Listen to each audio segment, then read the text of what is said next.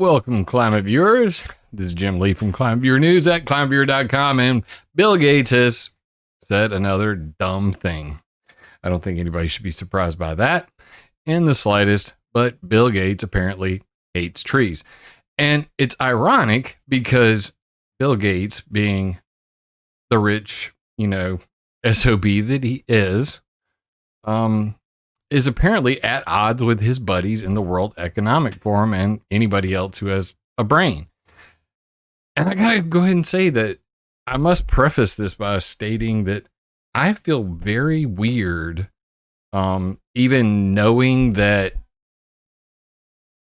I agree with the World Economic Forum on something. That and much more. Bill Gates versus trees versus climate change versus climate countdowns, clocks of doom, and predictions that are always wrong. That and more today. If you're watching this anywhere else, if you, somebody hijacked my video and, put it on one of the things, or if you're watching this on BitChute, Rumble, or Odyssey, please subscribe there, but also come back over to the YouTube button, hit that subscribe button, gently smush that like if you like this content, and, all those things. And if you'd like to support the channel over at ClimateViewer.com, you can go over there and you can also hit up connect.climateviewer.com and see all of my social media, all the places to find more material like this and support the channel. This is what Bill Gates said. Oh my God, what an idiot. You just can't make this stuff up, people. Bill Gates gets real about climate. Get that out of my screen. Bill Gates gets real about climate change. Planting trees is complete nonsense. But the end of oil and gas era is finally in sight. Okay. This is not, just for the record, this is not the first time I've heard this nonsense.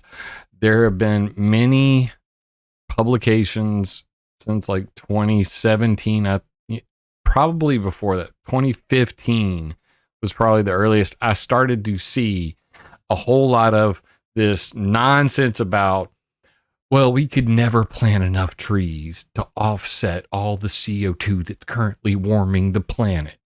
But that does look like, is that a tumor? I mean, blood does look kind of tumorish. I mean, what is that? I think that's just a hair. I think there's a hair casting a shadow. But yeah, that does look like a big freaking tumor. No, we're not gonna put that on him.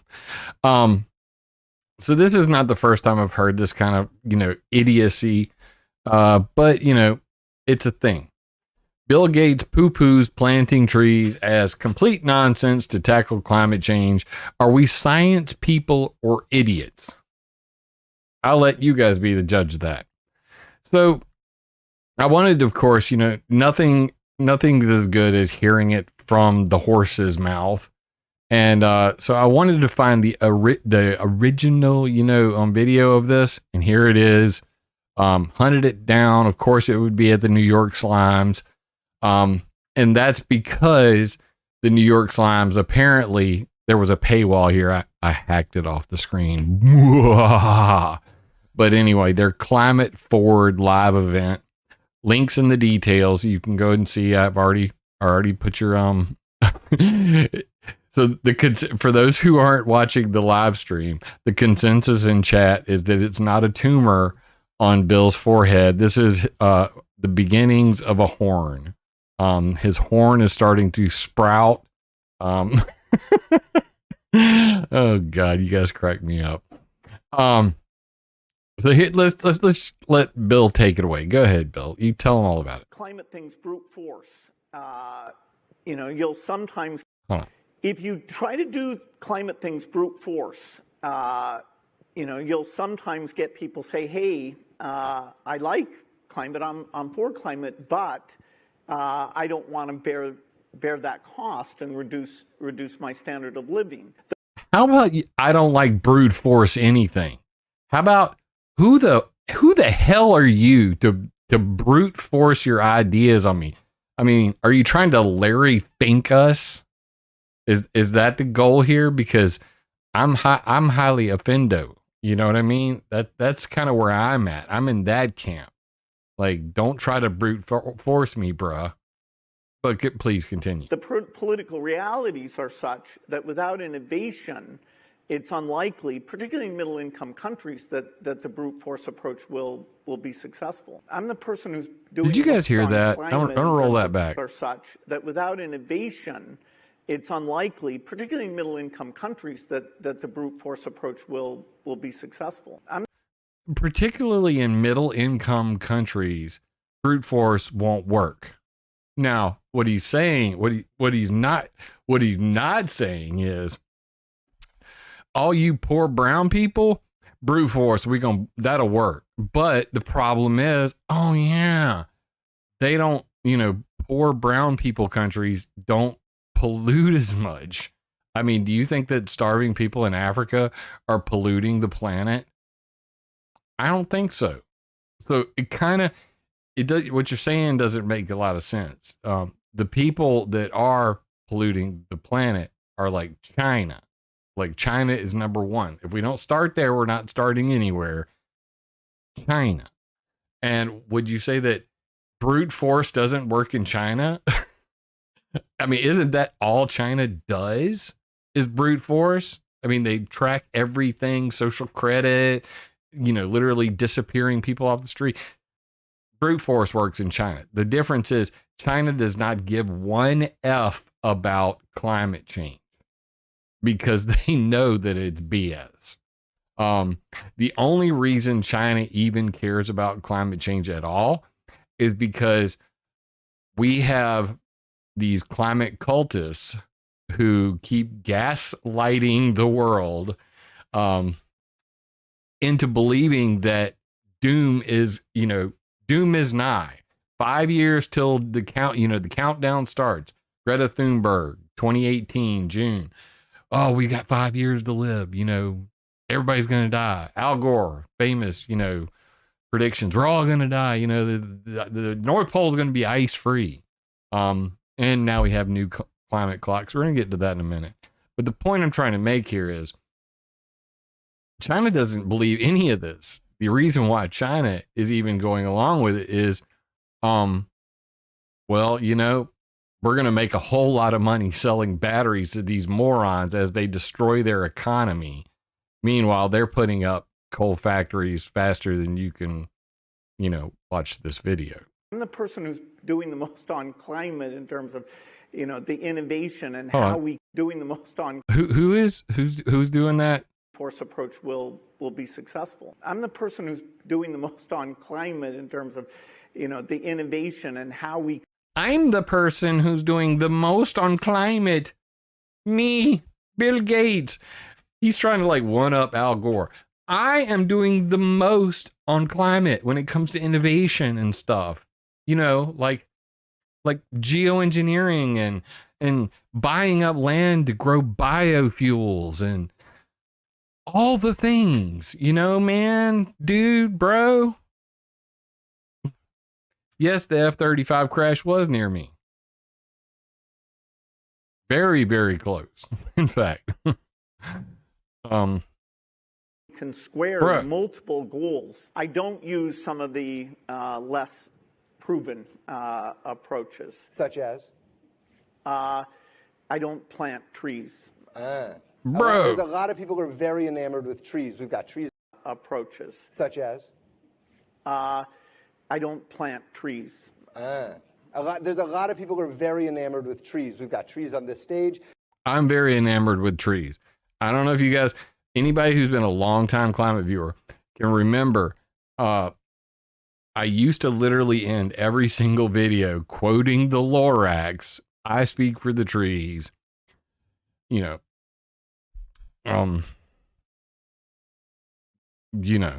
I've been told not to even say it because apparently they're really copyright, they'll strike you down for even saying it. But, the thing. I love the Lorax. I speak for the tree. We'll just leave it at that. Some people would even say that if you just planted enough trees, it could take care of the climate issue altogether. And that's complete nonsense. Okay. I mean, are we the science people or are we the idiots? Which one do we want to be? Are we the science people or the idiots? To do climate use some of the less proven. He doesn't do trees. I mean, and then he goes on to say, "You're idiots if you do trees." That's the part that's really got me miffed on this whole video. Goals. I don't use some of the less proven approaches. Less proven approaches. You mean like nature? You mean like, I don't know, that trees literally. I almost got a Lorax tattoo, but what I actually was going to do was like right here along my rib cage. I was going to get unless. Just tattooed right down my rib cage. My wife was like, "You'll never get a tattoo." And she's probably right. I mean, eventually I might, but I wanted to get unless tattooed down my rib cage. And it comes from the saying, which I was going to not say, but now you've forced me to say it. Unless someone like you cares a whole awful lot, nothing's going to get better. It's not. But clearly Bill seems to think that nature and trees, which eat CO2 and then sequester it in the ground, not to mention making oxygen and making rain and making clouds and cleaning the environment, all of the above, that's stupid. That's not science. That won't work. Such as? I don't plant trees. There's a lot of people who are very enamored with trees. We've got trees on this stage. Some people would even say that if you just planted enough trees, it could take care of the climate issue altogether. And that's complete nonsense. Okay. I mean, are we the science people or are we the idiots? Which one do we want to be? You're the idiots. You're the idiots. You're not the science people. So what does science say about trees? Apparently science has a lot to say about trees.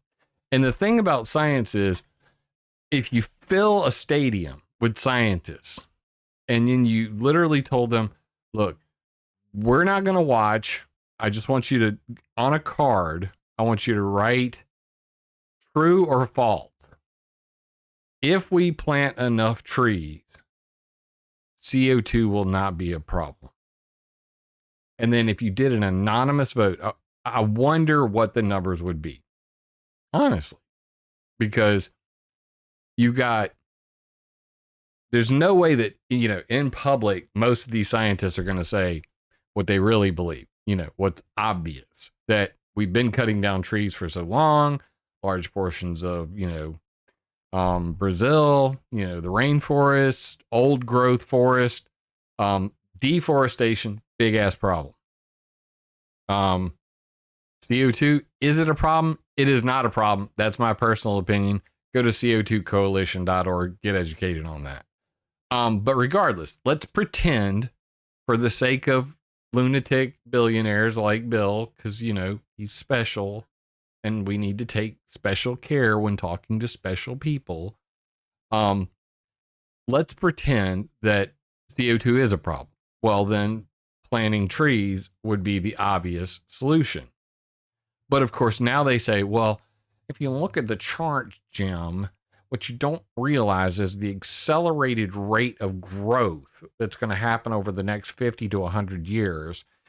We could never possibly keep up with the amount of CO2 that's going to be produced in the future by planting trees now. So that's not really a thing. And of course, Bill over here is like, I don't really, do the tree planting thing because I want to do the sciencey thing, the thing that's going to make me a lot of freaking money, like dumping money into a slush fund called Pfizer to study solar radiation management, stratospheric aerosol injection, geoengineering. In fact, my Pfizer Fund for Innovative Climate Energy Research, basically I got Bill Gates and Ken Caldera and David Keith to hand out money to people willy-nilly, and I'm supporting the Marine Cloud Brightening Project, and I got a little bit of money over at Harvard Solar Geoengineering Program. I'm into sciencey things. Trees, that's for like hippies and stuff, right? That's what Bill Gates would tell you.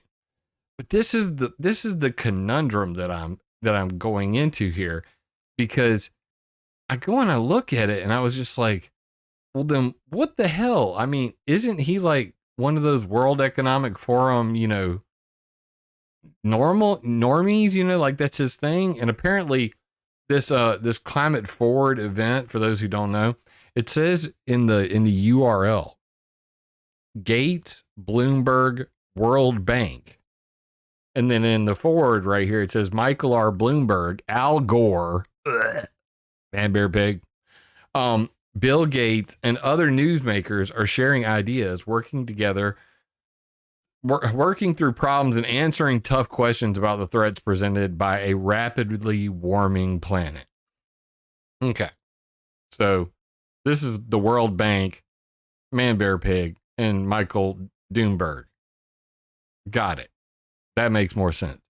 But the weird part is when you go to the World Economic Forum, and everybody knows Dar Schwab and the WEF, climate change. The U.S. is planting 1 billion trees to fight climate change. August 30th, 2022. What the hell is going on here? I mean, like, I'm just scratching my head why Bill Gates is like trying to literally poo on the trees. I mean, am I being too literal when I say Bill Gates hates trees? Am I being too literal? Let me know in the comments. It's just a thought, but I mean, it just seems that way because the World Economic Forum, that's his people. I mean, that is literally his peeps. So you scroll down here and you see, tree planting is the most powerful solution in the fight against climate change, an ETH Zurich scientist says. The U.S. is aiming to plant 1 billion trees over the next 10 years to help tackle global warming. Other projects of significant scale, including 1T.org, a scheme to plant 1 trillion trees worldwide by 2030. 1 trillion trees? Oh yeah, 1T.org, a platform for the Trillion Trees community. Who's doing this? 1T.org is a part of the World Economic Forum's efforts to accelerate nature-based solutions that was set up to support the UN Decade on Ecosystem Restoration.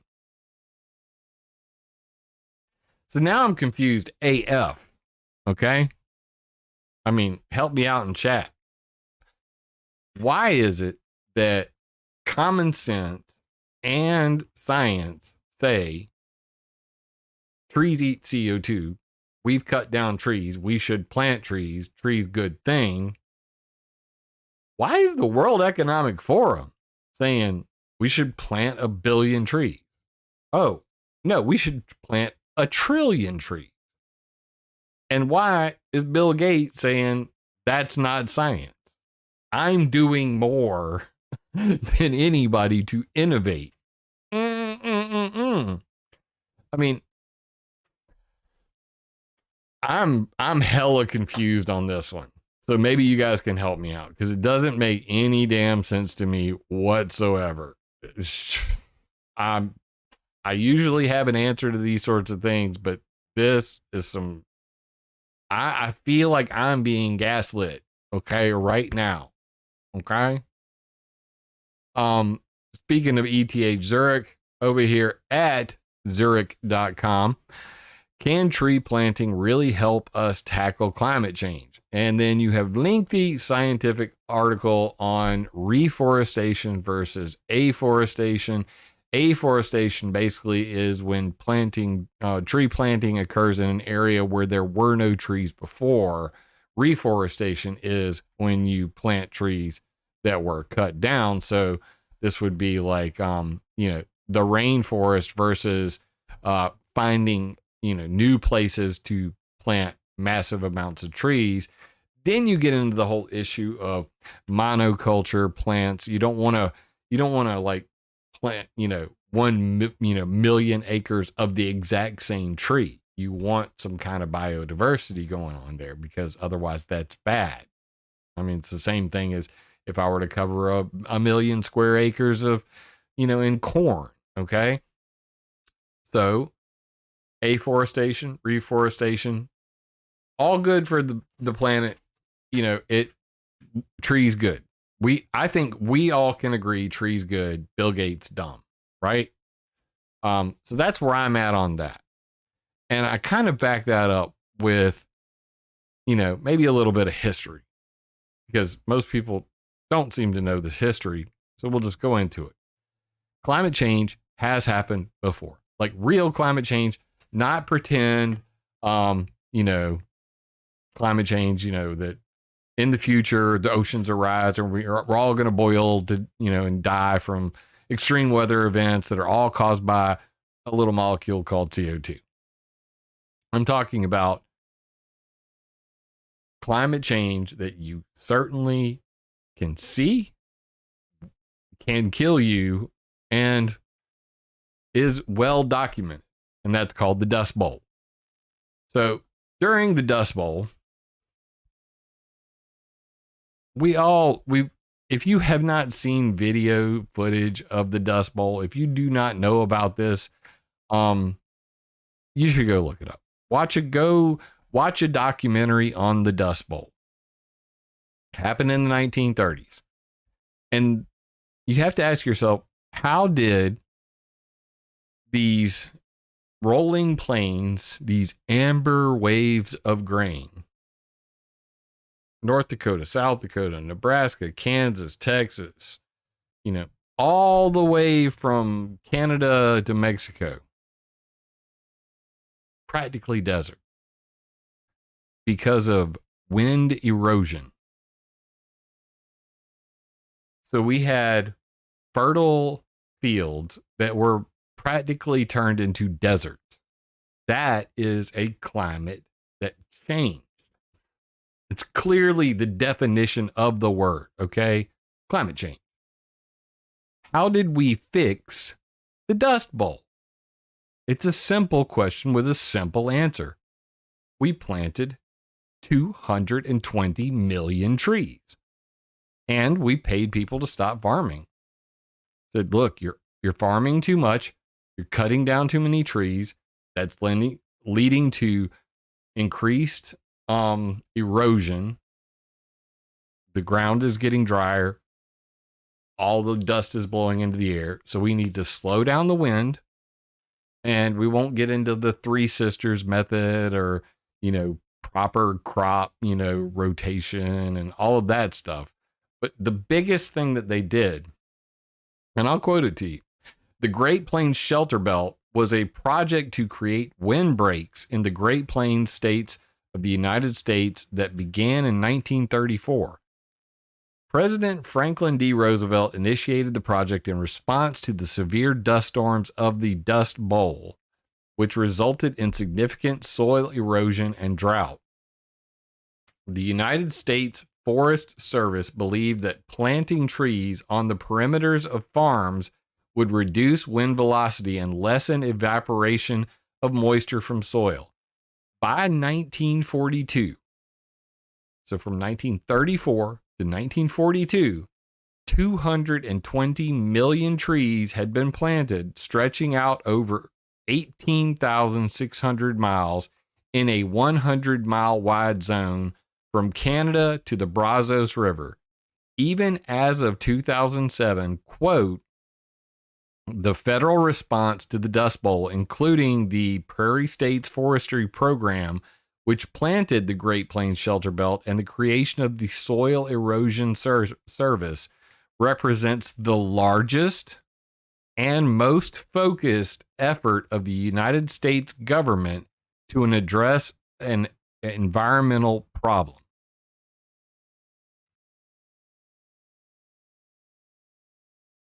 I mean, this says even as of 2007, probably even as of 2023, sandworms. Bro's making Dune references in chat. The sandworms are coming. That'll get you planting trees real quick if you had sandworms. Spice. So what does this look like? This is what it looks like right here. Plain Farms needs trees. This is an original Prairie States forestry project sign that they were putting out.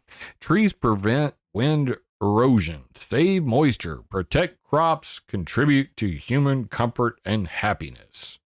Write the director. Lincoln, Nebraska. Because the right hand side, desert side, not so good looking. Fields lined with trees, much better. Just saying. The areas in black right here that you see, this is where they planted all those trees. This is how we ended the Dust Bowl. Severe wind erosion, most severe wind erosion, 1935 through 38. And this is basically where the worst hit areas of the Dust Bowl were mapped. I like to get details, you know what I mean? Details help. So, rural slums on worn out land, Resettlement Administration is offering new opportunities to farmers to GTFO the desert that you created. And that's what the dust storms look like. Pretty damn biblical, if you're asking me. So, yes, that's your dust storms. That's climate change. That's clear a sign of climate change as you can get. And the solution was to plant trees. 16 million acres destroyed. I like that. DIS. Destroyed in Texas by erosion. Terrace to protect your farm. Yeah. So that was the solution to climate change in the past. Planting trees. Worked in the 1930s. Pretty sure to work today. But there are always going to be those haters. And there's always going to be the people who make their, doom predictions. Like Greta Thunberg. Oh, how did that work out, Greta? Take it away, Michael. This is priceless. The end of the world is officially upon us because now, precisely 5 years and 1 day ago, Saint Greta of the Blessed Sailboat, Miss Thunberg herself, predicted it. She tweeted in a curiously deleted tweet, "A top climate scientist, how dare you?" She said, "A top climate scientist is warning that climate change will wipe out all of humanity unless we stop using fossil fuels over the next 5 years." To be fair to Greta, she did not say that the world would end in 5 years. She said that climate change would wipe out all of humanity unless we stop using fossil fuels over the next 5 years. And those are different claims, but the practical consequence of them is pretty similar. Whether we're already dead or merely inevitably doomed, there is now, according to Greta Thunberg, absolutely no reason to try to do anything about so-called climate change. It's too late. The end of the world is officially upon us because now... So, yeah, that was June 2018. And I guess the point he's making is pretty clear. We're doomed, right? I mean, we're already past doomed. I mean, it's because of the fossil fuels. And I wasn't going to go into this, but we're a little ahead of schedule, so I might do that. But she was predicting 5 years. The Arctic Methane Emergency Group in 2012, they were saying by 2015 that the North Pole would be ice-free. Didn't happen. Al Gore made all his predictions. That the oceans would rise and all that. I was gonna go and bring up all of Al Gore's predictions that were wrong. Doesn't matter. Man, bear, pig, always wrong. But now they've got this whole new wheel of doom, and it's at climateclock.world. So if you go over there, they've now set the new climate clock is ticking down. We have 5 years, 299 days, time left to limit global warming to 1.5 degrees Celsius. Or else. So, and then of course, you got some indigenous people here because, they care the most. It's going to affect them the most, right? No comment on that. Being, I have Native American heritage, and I'm pretty sure that if my people were just allowed to live on horseback and be free, they really wouldn't give a damn what the price of gasoline was. But is this whole, fossil fuel narrative even worth exploring? But they have a whole bunch of different things over here, trillions of dollars divested from fossil fuels, women in parliaments globally, 26. What does the percentage of women in government have to do with any of I mean, this is just like an ESG ticker over here on the side of, random woke things. But you can just watch the blue side over here if you want to see woke stats, and the red stat being the countdown to absolute doom. So I was looking into that, and the whole fossil fuel thing, it kind of gets me a little miffed when I think about it. And I guess I'll bring it up.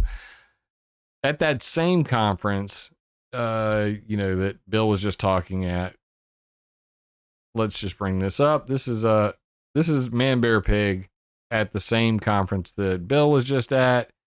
And take it away, Man Bear Pig.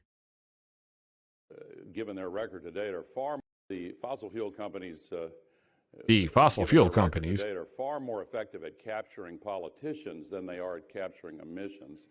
And they have captured control of the political and policymaking process in too many countries and too many regional governments. And they've reached out to try to capture the UN process. Last year at Sharm el-Sheikh at the last COP, the fossil fuel delegates outnumbered the delegations of the 10 most climate impacted nations all put together. Fossil fuel industry speak with... Wait.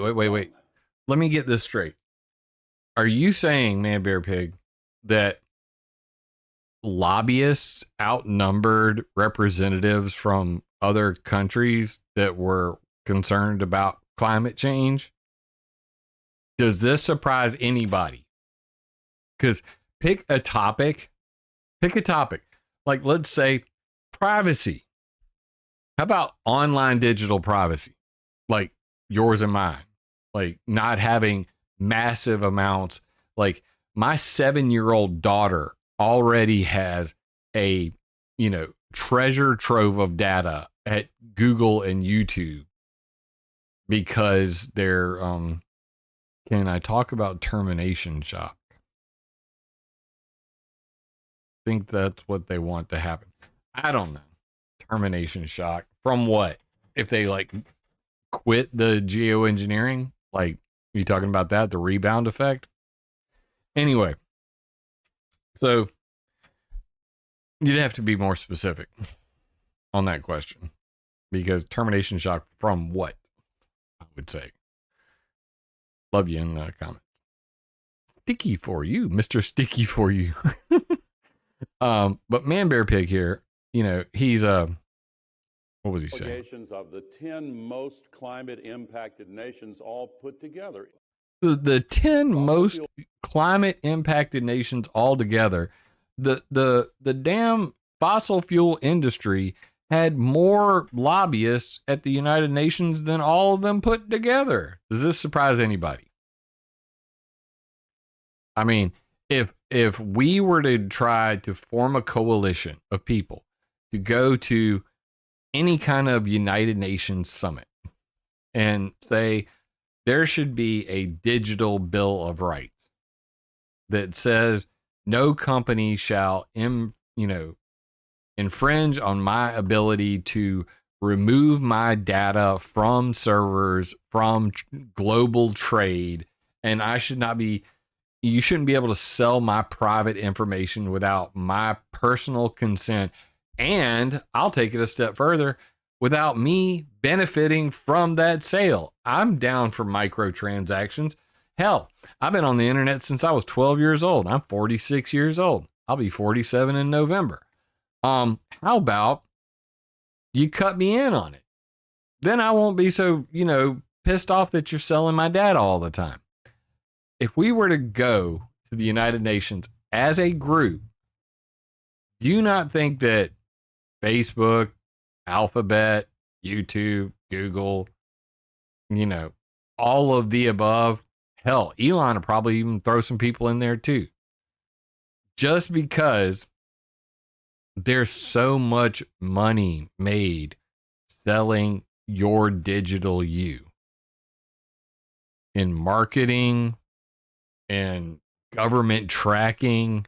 Hell, if you're in any one of these countries owned by dictators, that information is directly used to target and kill activists.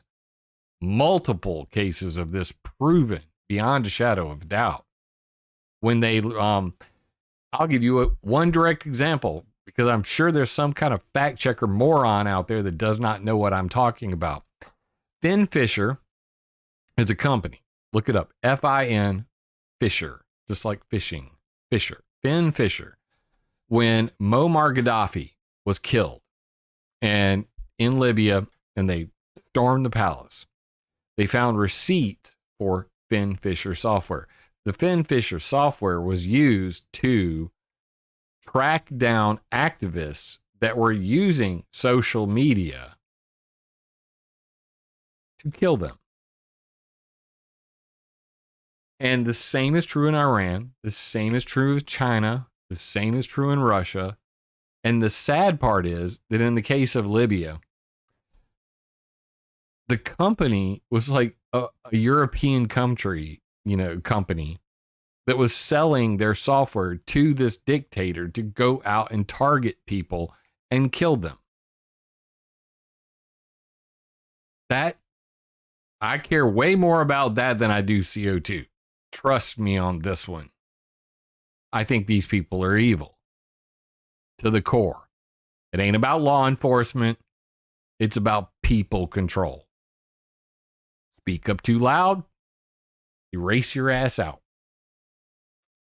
Man Bear Pig over here, however, is surprised that the quote fossil fuel people had more representatives than the most, climate agreed countries of the world. Back to Man Bear Pig. Industry speak with forked tongue. Let's roll that back. Impacted nations all put together. Fossil fuel industry speak with forked tongue. They have portrayed themselves as the source of trusted advice that we need to solve this crisis. But they are responding to powerful incentives to keep digging and drilling and pumping up the fossilized remains of dead animals and plants and burning them in ways that use the atmosphere as an open sewer, threatening the future of humanity. Now, I take fossil fuel companies. I take qualms with this part. Pumping up the fossilized remains of dead animals and plants and say that again. Pumping up the fossilized remains of dead animals and plants and. Is Man Bear Pig trying to tell me that all oil comes from fossilized and Foo-King's OC's already saying abiotic in chat. That man gets you get the ClimateViewer award for already being ahead. You know where I'm going with this. I love my informed crowd. I love smart people. Smart people really, they give me that thrill up my leg. Abiotic is the word for today. Man Bear Pig, you should know these things, Man Bear Pig. I think you know these things and you know them damn well by now. At the very least, somebody has trolled you and said how stupid you are and told you that nobody can say beyond a shadow of a doubt that for certain all oil is from, what did you say? Keep digging and drilling and pumping up the fossilized remains of dead animals and plants. And dead animals and plants, because there was a lot of dead animals and plants billions of years ago, according to this theory. Before the dinosaurs, there were lots of animals and plants billions of years ago, before the dinosaurs. That's where oil comes from. So if you're not familiar with this topic, you might want to look into what's called abiotic or abiogenic petroleum origin. You can start with Wikipedia, because I know that, starting in a new realm, might be a little tough for you, but to sum it up, and I think that, one of the greatest little summaries they got is right here. If it's all just, dead animals and plants, then explain to me why there's methane on other planets, meteors, and comets. I mean, just explain it to me. How about the fact that the Mars rover, found the same thing on Mars? There are hydrocarbons everywhere, and not all of them. Certainly within the mantle, carbon may exist as hydrocarbons, chiefly methane, as an elemental carbon, carbon dioxide, and carbonate. The abiotic hypothesis is that the full suite of hydrocarbons found in the petroleum can either be generated in the mantle by abiogenic processes, or by biological processing of those biogenic hydrocarbons. And there's all kinds of examples of this that have been, right here. The presence of methane hydrate deposits, or what are known as methane clathrates, the presence of oil and methane within non-sedimentary rocks. I like the one about, the vents on the bottom of the ocean. But they basically go into Fisher-Tropsch. Let me go to that. Fisher. So this is the interesting part. Mantle peridotite serpentinization reactions and other natural Fisher-Tropsch analogs. So the Fisher-Tropsch process is a collection of chemical reactions that converts a mixture of carbon monoxide and hydrogen known as syngas into liquid hydrocarbons. So get this. Right now, they're using what's called the Fisher-Tropsch process. Also, the HEFA process, which is a different process. But regardless, these take things that are non-biological and turn them into synthetic gasoline. And this is called biofuels, or synbio, or synthetic, fuel, or alternative fuel. Alternative aviation fuel is another one. So these biofuels, they have things like landfill waste to jet fuel. Okay?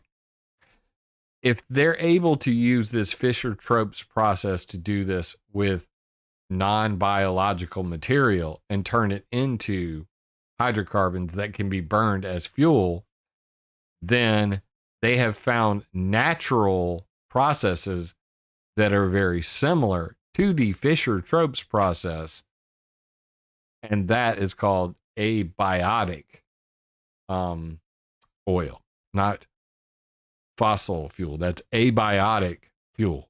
So let's just say that this is not solved science either.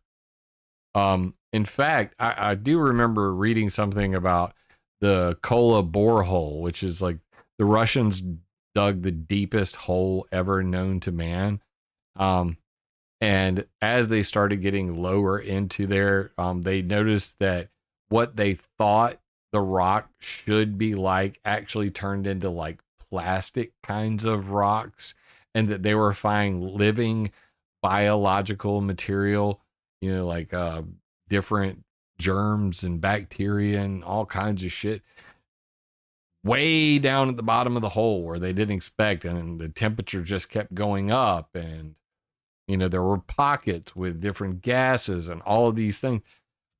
We were barely able to scratch the surface of the crust. Nobody's ever been to the mantle. So, and many of the long-standing beliefs of what the Earth's crust was made of and how it operated were debunked simply by drilling a hole in the ground. The US and Russia were in a Cold War dig-off, and the Russians won that one. Because the Kola, Kola borehole was the deepest hole ever dug. Leave it at that. And if you really get into the story, and hearing voices from hell at the bottom, I heard that tape. I don't know how accurate that tape is, but if you want to hear something creepy, I don't know if it's true or not, but listen to Voices from Hell, Kola borehole. And apparently, it's creepy AF. But let's just put it this way. Man, bear, pig say animals and plants from billions of years ago is why. How deep was it? Now you're going to make me Google it. Kola borehole depth.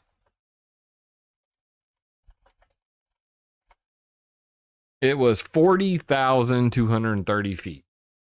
That is the deepest anybody has ever dug into the ground.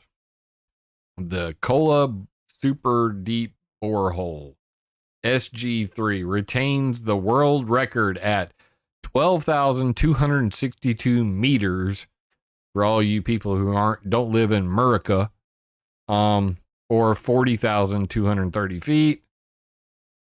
I see somebody wanting to see that in miles, so that should be it's 7.61 miles.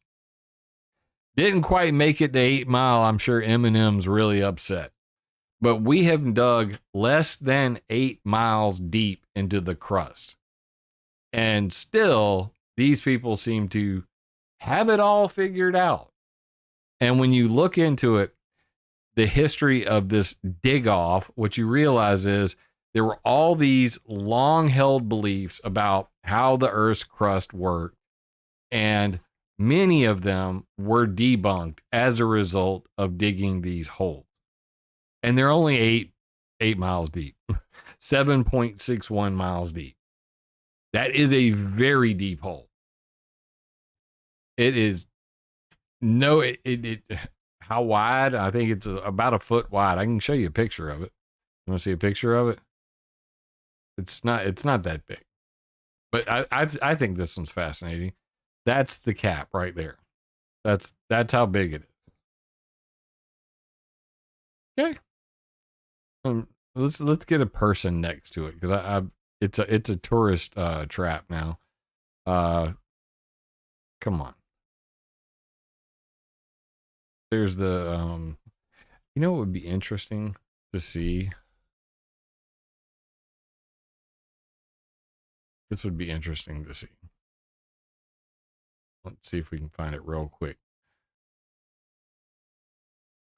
Borehole and go apps. I don't want that. I want the Kola borehole.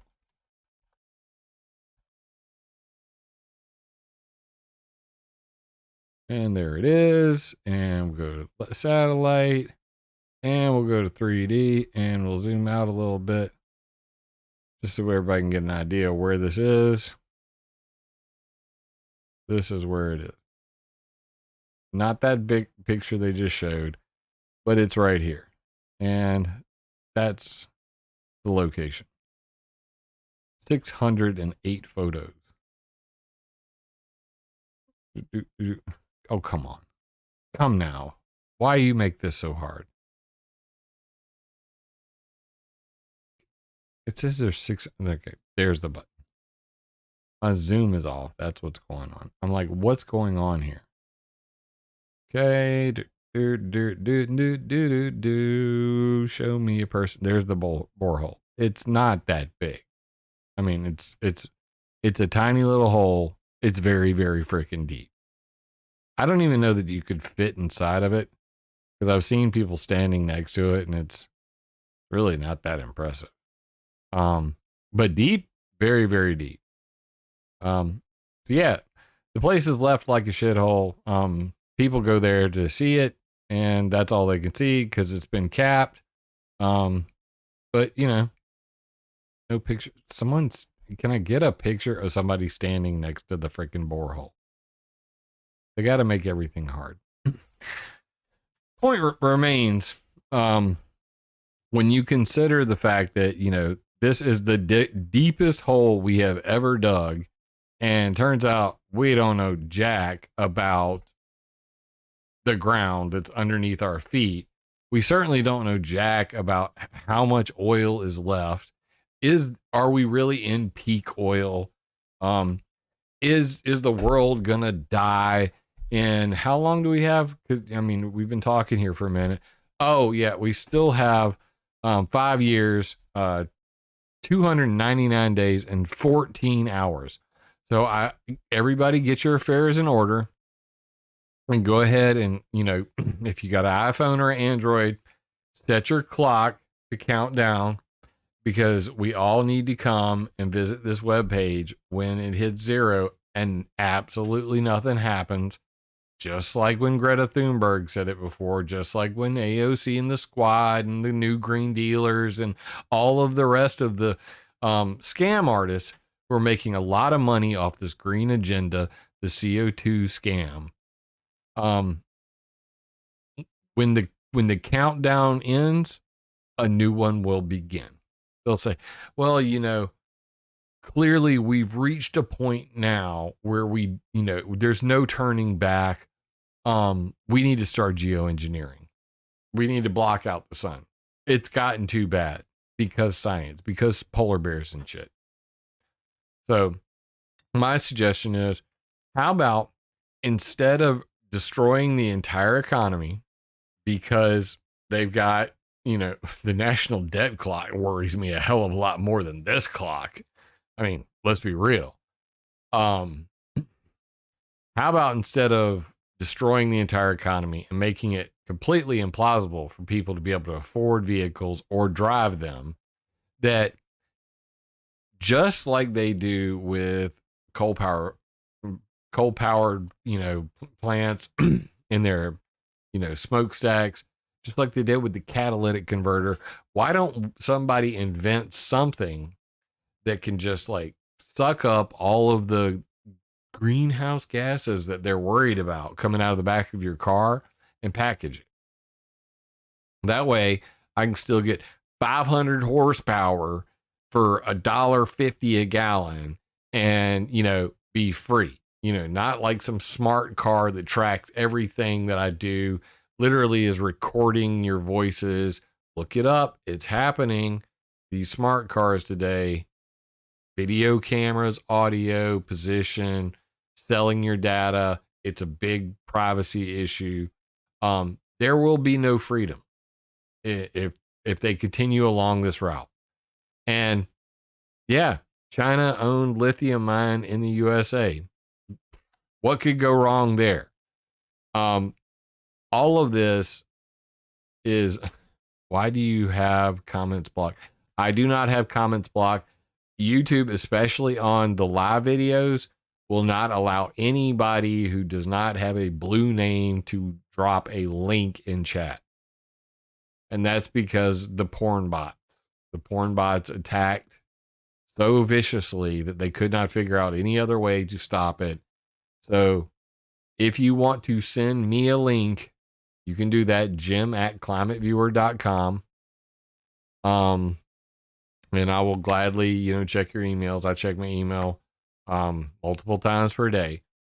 But at the end of the day, put some kind of CO2 sucker on my exhaust pipe, you know, like invent one, somebody invent one and this will really piss them off, that can, suck up all that CO2 and carbon monoxide and, all the carbons, all the carbons, and package it in a little container that you could literally turn into a recycling bin and say, I want my damn carbon credits, and they have to actually pay you for saving all of that. And I don't want it to affect my horsepower. I don't want it to affect my fuel efficiency, but I want to be able to keep my gasoline, which is not a fossil fuel, and be able to, or, how about that car that ran on water? How about one of those things? Anything but an electric vehicle that has batteries that were produced by China and are connected to an electric grid that already can't support all the crap already connected to the electric grid. And where does the power for the electric grid come from? Oh, wait, the majority of it's coming from coal factories anyway. And let's get this straight. The alternative is what? Wind? No, that's not sustainable because the blades, you can't even recycle them. They're burying the wind blades underground right now. So you have massive landfills that can be seen from space of windmill farm blades. What about the solar? Then there's we had a bunch of hail storms come through. They destroyed all the solar panels. Oh, well, shit, we can't recycle those solar panels. You're screwed. Oh, wait, there was a forest fire. Like, you mean like what happened in Lahaina, where many of those rooftops were covered in solar panels, that in Maui, they were producing so much solar power that they had to end the energy buyback program because they were already producing too much green energy. Oh, by the way, in Lahaina, when you have all those solar panels on top of rooftops, they're highly flammable. And that's why there were many accounts of seeing fireballs flying through the sky from the 80-mile-an-hour winds. Just saying, probably not smart. But at the end of the day, none of these ideas that have been put forward are sustainable. Nuclear energy, that's the other big one that they're saying. Oh, we should all do nuclear because nuclear doesn't produce any greenhouse gas. Oh, but wait, go look up Hanford or Yucca Mountain or any of the places that they've tried to store nuclear waste. Look at Chernobyl, look at Fukushima, look at 3 Mile Island. Look what happens when it goes wrong. At least if there's an explosion at the coal factory, coal power plant, I can still live there after the storm is over with. Whereas at Fukushima, it'll be 100 years, if we're lucky, before anybody can live anywhere near Fukushima. Look it up. And for that matter, right now in Kiev and, the places that are around Chernobyl, they're having a freaking war right now where they're dropping bombs and releasing radiation into the sky every single day. And that's something nobody even talks about because nuclear makes waste that lasts forever. It's worse than CO2. So until we can actually figure out a way to take the nuclear waste and efficiently shoot it into the sun, nuclear is not an option either. So we're kind of at this point where you have to go, let's use a little bit of common sense. And common sense say, don't rush to make a decision. Weigh all the benefits, do cost analysis, don't hurt the poor people. Because if you keep pushing the poor people, Bill Gates is not going to be the only one doing something about climate change. Ask the yellow vest movement in Paris and Emmanuel Macron and the fools over there that thought that they could tax people into not using gasoline. didn't work out too well. You can only push a people so far. Or as Bill Gates said, use brute force. It doesn't work too well in middle income countries. So maybe they should stop with their brute force ideas and start using some common sense ones like plant trees, continue to use fossil fuels. Hell, even Elon Musk, who is at least the godfather of electric vehicles. I mean, he is the pimp Mac Daddy electric vehicle king.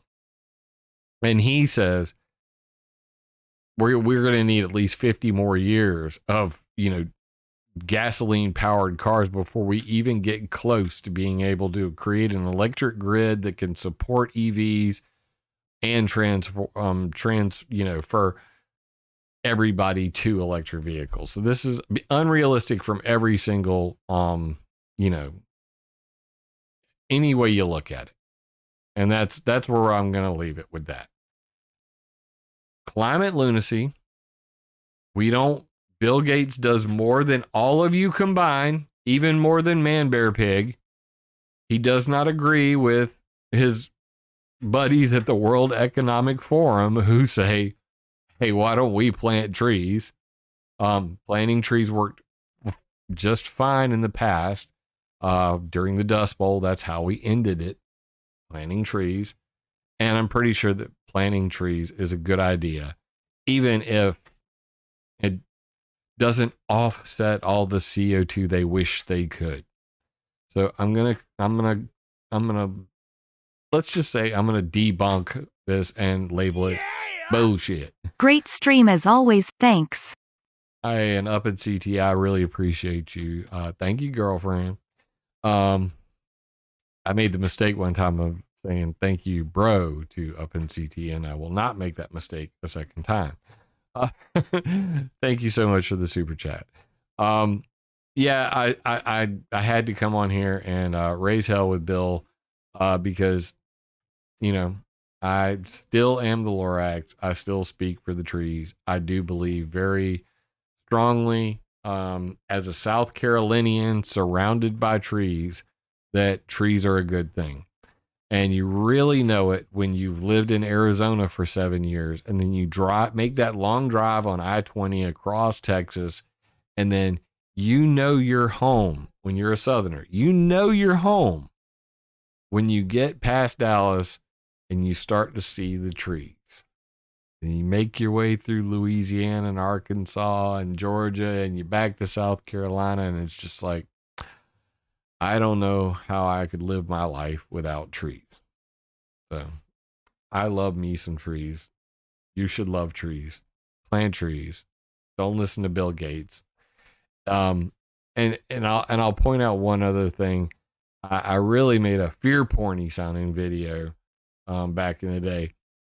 And it was called Plant Trees or Geoengineering Will Kill Billions. It's not in the details. It is on climateviewer.com/pollution. I'll drop that link in there. But yeah, that's my personal opinion on all that. It's bad. Like, geoengineering will kill billions of people. We should probably get to planting as many trees as possible as soon as possible. So lastly, on a side note, I have now made it. Today is week 4. So officially 1 month of not smoking. I still have not cheated. I'm growing my hair out. I'm, gonna go back to MC Crazy Hair. I have not shaved. Sorry, Jack. I did not do a stream yesterday because I was down with the migraine again. So there's that. So for those who are wondering why I didn't make the stream yesterday, migraine hit me. It was all day, 24 hours straight.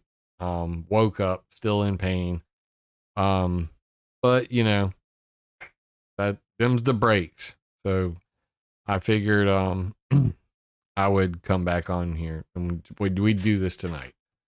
How have I not cheated? I'm gonna tell you, this is my secret for not cheating. So I have been smoking for the better part of, I would say, at least 20 years, 2 decades at least. And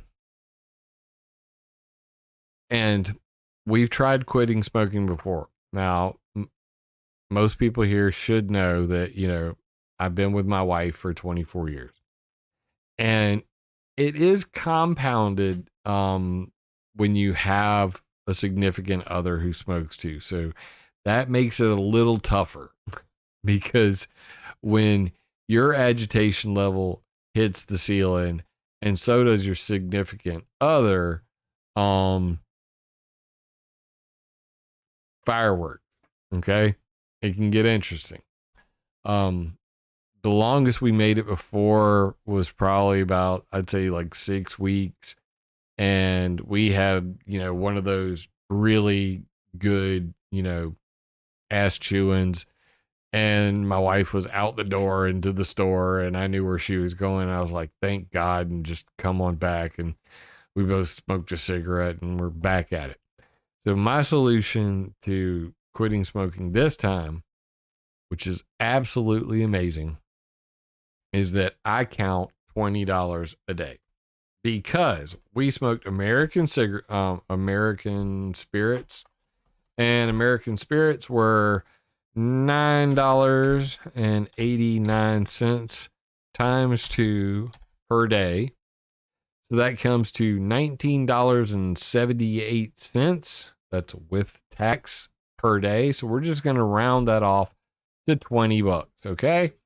So if we go 4 weeks, that's 4 times 7 is 28. 28 times 20. I have saved $560 since I quit smoking.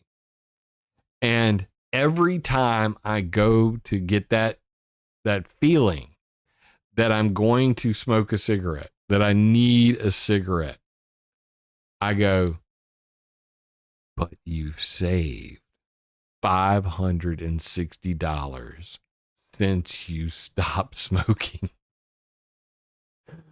If that's shallow, then I'm shallow. Now there's some caveats with this. It has been really crazy, the insomnia. So neither one of us are sleeping at all. There's that. My wife is already off the patch. So she's been off the patch for an entire week now. I'm still on the patch. I mean, it is what it is. But there have been 3 days in the last week where I took the patch off at night and then I woke up in the morning and completely forgot to put the patch on. So I think that, like, mentally I should just go ahead and get rid of the patch because I don't need it. It's kind of just a crutch that's sticking to my butt cheek at this point. Geomagnetic storms tonight. Don't tell me that. I'm already not sleeping, bro. You don't have to rub it in. God dang it, man. I used to follow that like a hawk, because any good solar flare, geomagnetic storm, and nobody's sleeping that night. Yeah, and what's funny is total side story. We got a guy who's working on the air conditioner at work, and they had me go I had to escort him into the electric room, and he's like popping breakers on 480 volt, transformers. And I could literally just feel my whole body light up. I was like, oh my God, get me out of here. How do you do this? But yeah, we're electric and EMP, no good. So, that being said, yes, 4 weeks, no smoking. No cigarette fingers at all. The yellow is gone, even from my nails. Absolutely beautiful. I'm super proud. Great success. So proud. And I hope that you guys are proud of me too. And I'm still trying to get the teeth things sorted. I still haven't gotten anything looked at on the root cause of my migraines. I have a appointment late October with my doctor, and I'm going to chew her out for the MRI that never happened because she didn't fill out the forms properly. But that being said, continuing to endure the migraines, not getting much sleep, and still working on the new version of ClimateViewer 3D. Updating all of the live links on that, putting back all of the my reading maps, historic maps, and updating, like everything. So it's going to be a brand new version of ClimateViewer 3D at some point in the future. No promises on when, because it'll be ready when it's done. And that's where we're at. And yes, we quit coffee and creamer and sugar the same time that we quit the cigarettes. So it's been a hell of a process, but day by day I feel better. Sinuses, being able to breathe again, it's absolutely phenomenal. Lion's mane, I heard that is great for like regrowing brain cells and stuff like that, and dealing with neurodegenerative. I watched a bunch of mushroom documentaries, let's just put it that way. But yeah, lion's mane, I heard about it. Chat, you guys are awesome, so smart people, the smartest community on the internet, bar none. Nobody's even close. Oh my god, you guys are amazing, the best. No, nobody even close.